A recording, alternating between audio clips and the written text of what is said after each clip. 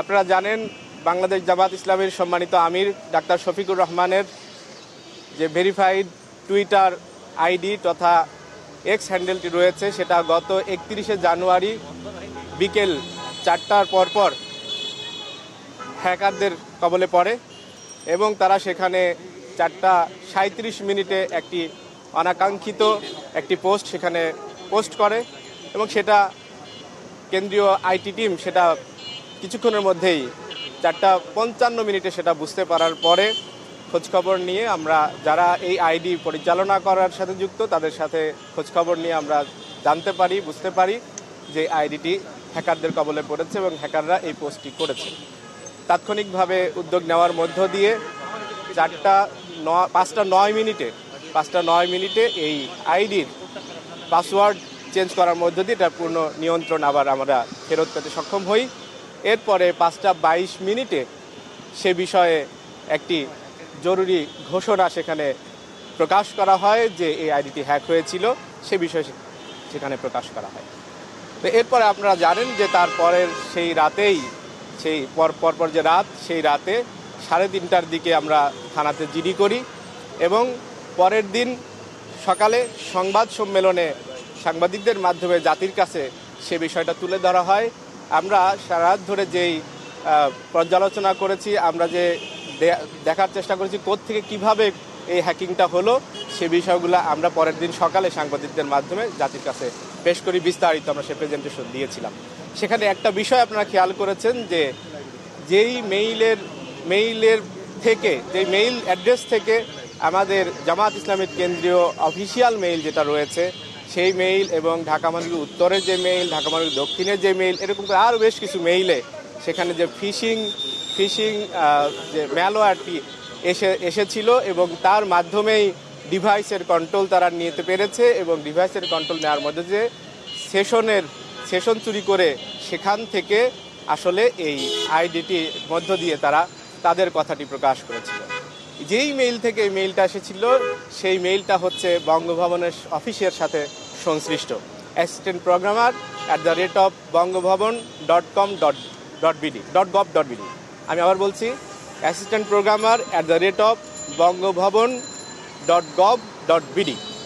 তো এই মেইল যেহেতু বঙ্গভবনের সাথে সংশ্লিষ্ট মেইল, সেখান থেকে এই ম্যালওয়্যারটি পাঠানো হয়েছে টার্গেট করে আমাদের বিভিন্ন অফিসিয়াল আইডিতে।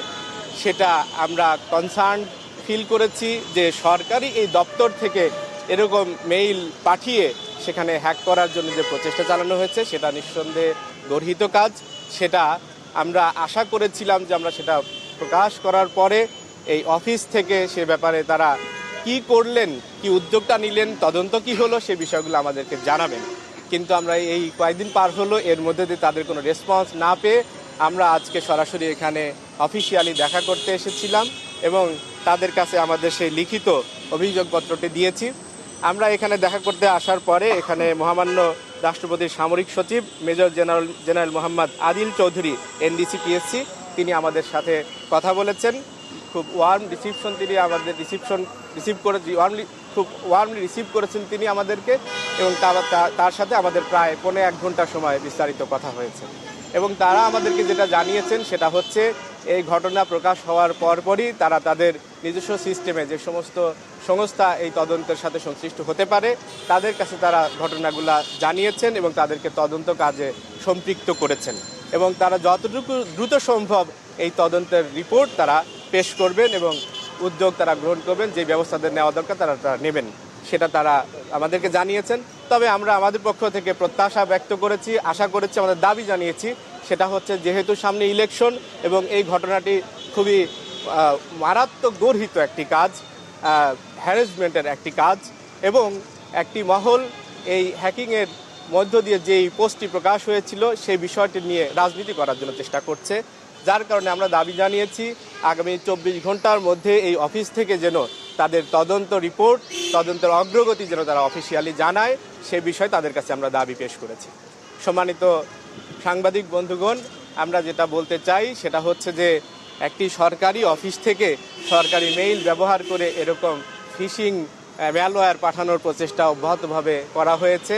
এটা জাতির জন্যে, আমাদের কারোর জন্যই স্বস্তিদায়ক নয় আমরা এর ব্যাপারে খুবই তীব্র নিন্দা জ্ঞাপন করি এবং কনসার্ন ব্যক্ত করি। একই সাথে আমরা বলতে চাই যে এই বিষয়টি নিয়ে যারা রাজনীতি করছে তাদের কর্মী বাহিনীকে বিভিন্নভাবে বিভিন্ন রকমের কর্মসূচি দেওয়ার মধ্য দিয়ে আমাদের আমিরে জামাত সহ জামাত ইসলামীর যেই ব্যাপারে যে তারা বিভিন্ন রকমের অপতৎপরতা চালাচ্ছে সেটা কোনোভাবেই কাম্য নয়, সেটা গর্হিত কাজ।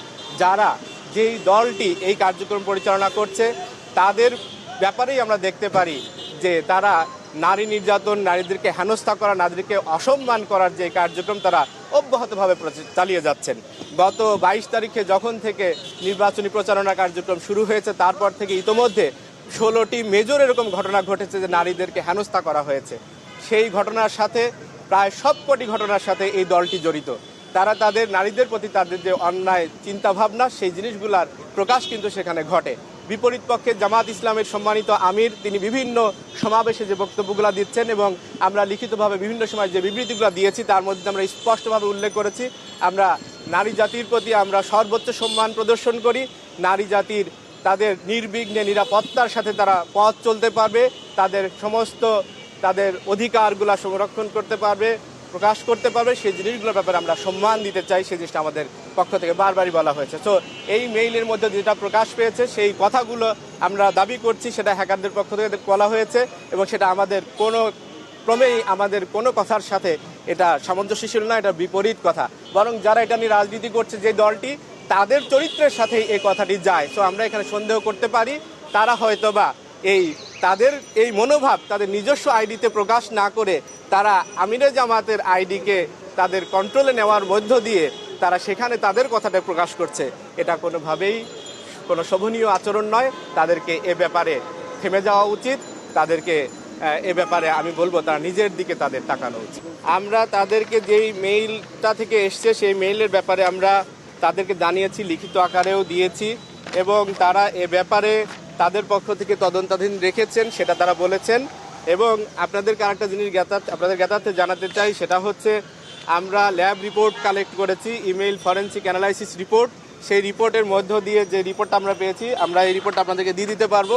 সেখানে খুব স্পষ্টভাবে অথেন্টিকেশন যে রেজাল্টটা এসছে সেটা 100% অথেন্টিসিটি এটা প্রমাণ করেছে যে এই মেইলটা এই মেইল থেকে এসছে, এখান থেকে এসছে এবং এটা দেশের বাইরে থেকে কোথাও থেকে আসে নাই, বরং এটা দেশের মধ্য থেকেই সরকারি সংস্থা। আমি এখানে যদি বলি আপনাদেরকে যেই পথ দিয়ে এটা এসছে সেটা হচ্ছে মেইল ট্রান্সমিশন পাথ রিকনস্ট্রাক্টেড। এটা হচ্ছে ইন্টারনাল গভর্নমেন্ট নেটওয়ার্ক থেকে government mail gateway to Google MX to recipient inbox এভাবে করে এসছে। এবং যেই ম্যালওয়্যারটা পাঠিয়েছে সেই ম্যালওয়্যারটি একেবারে নতুন একটি ভাইরাস, যাতে করে সেটা যে ভাইরাস স্ক্যানার সেটা যেন না ধরতে পারে সেটা যেন সর্বাধুনিক এটা ম্যালওয়্যারটা তারা ব্যবহার করেছে। সেটা আমরা তো এখন পর্যন্ত যা জানি সেটা হচ্ছে এই কর্মকর্তার মেইল অ্যাড্রেস থেকে গিয়েছে। সো এরপরে তো এর দায়িত্বটা হচ্ছে এই অফিসের, যে এই কর্মকর্তা সেটা কেন পাঠালেন, কিভাবে পাঠালেন বা কি হয়েছে সেটা তাদের দায়িত্ব। কারণ আমরা স্পষ্টভাবে এটা প্রমাণ করতে পেরেছি বা প্রমাণ পেয়েছি সেটা হচ্ছে এখান থেকেই পাঠানো। তিনি বলেছেন যেটা তারা তদন্তের মধ্যে নিয়েছেন, খুবই সিরিয়াসলি নিয়েছেন। সো তদন্ত হওয়ার মধ্য দিয়ে তারা রেজাল্টটা পাবলিশ করবে। আমরা প্রুফ করা তো বললাম যে আমাদের যেই রিপোর্টটা ল্যাব রিপোর্ট সেটা আমরা দিয়েছি। সো এরপরে আমরা আর কিভাবে করে প্রমাণ করবো? আমরা অলরেডি গতদিন আপনাদেরকে সরাসরি স্ক্রল করে দেখিয়েছিলাম, আমরা ওয়েবসাইটে গিয়ে দেখিয়েছিলাম আমাদের মেইল। তারা ঘন্টা বলতে চান নাই, 24 ঘন্টা আমরা আশা করেছি 24 ঘন্টার মধ্যে তারা এটা দেবে কোয়েশ্চেন। এবং সেটার উত্তর আমরা মনে করি যে আসলে এই হ্যাকিংয়ের কার্যক্রম তারা কিন্তু এখানে যে মেইলটা পাঠিয়েছিলেন সেটা গত 31 তারিখে পাঠান নাই। এই মেইলটা পাঠিয়েছেন হলো 5 এবং 10 জানুয়ারি তারা পাঠিয়েছেন। এবং আমরা মনে করছি সেই সময় থেকে যখন যে কোনো সময় এটা আমাদের ম্যালওয়্যারটা অ্যাটাক করেছে, কেউ না কেউ ক্লিক করলে পরে সেটা অ্যাটাক হয়। সেই ক্লিক করবার তারা হয়তো বা ঘাপটি মেরে এটার মধ্যে এই ডিভাইসগুলোর মধ্যে বসেছিল যে কোনো এক সময় তারা এটাকে কাজে লাগাবে। এবং যখন জামাত ইসলামের জনপ্রিয়তা তুমুল আকারে বেড়ে যাচ্ছে, নারী পুরুষ নির্বিশেষে সবাই যখন জামাত ইসলামের পক্ষে সমর্থন ব্যক্ত করছে, সেই সময়টাতে তারা এই কাজটা করেছে। এবং একই সাথে যখন তাদের নারী নির্যাতনমূলক কার্যক্রম তুঙ্গে বলা যায়, সেই সময়টাতে তারা জিনিসটাকে ঘুরানোর জন্যে এবং আমাদের জনপ্রিয়তায় ঈর্ষান্বিত হয়ে তারা এই সময়টাতে বেছে নিয়েছে। এবং এক্ষেত্রে আমিরে জামাতের এই টুইটার থেকে তারা এটা পোস্ট করেছে এবং 16 মিনিটের মধ্যে 16 মিনিট, যে সময় আমরা নিজেরাও জানতে পারি নাই, সেই সময়ের মধ্যে তারা ঢাকা মহানগরী দক্ষিণের সম্মানিত সেক্রেটারি ডক্টর শফিকুল ইসলাম মাসুদ ভাইয়ের ফেসবুক পেজ থেকে এটাকে শেয়ার করেছে। এবং এটা তারা এই জিনিসটা রাখার পর আমরা তারপরে অল্প সময়ের মধ্যে মাত্র 45 মিনিটের মধ্যে আমরা যখন এটাকে আমাদের এখানে বলেছি যে এটা হ্যাক হয়েছিল, সেটার পরে তারা এই বিশেষ করে বিএনপির বিভিন্ন কর্মীদের পক্ষ থেকে এটাকে প্রচারণা শুরু করেছে রাত 12টার দিকে। এবং তারা প্রচারণা চালিয়েছে যেই স্ক্রিনশটটি নিয়ে, যেই পোস্টের স্ক্রিনশট, সেই স্ক্রিনশটটা নেওয়া হয়েছিল মাত্র 1 মিনিটের ব্যবধানে। সো এক মিনিটের ব্যবধানে স্ক্রিনশট নিয়ে সেটা এই সময় চালিয়েছে। সো আমরা বুঝতে পারি এই সব জিনিস তাদের মানে প্ল্যান ওয়েতে তারা করেছে। তারা এই আইডি পাসওয়ার্ডটা চেঞ্জ করে নাই। আপনারা জানেন সেশন যদি হ্যাক করে তাহলে পরে এটা আইডি পাসওয়ার্ড ওখানে মানে যে কোনো সময় তারা এই ডিভাইসের মধ্যে ঢুকতে পারে। তারা হয়তোবা এইটাই করেছে যে পাসওয়ার্ড না চেঞ্জ করে তারা নিজেরা এবার রেখেছে যে পরবর্তীতে জামাত ইসলামীকে দোষারোপ করা যায়, মিথ্যা অপবাদ দেওয়া যায়।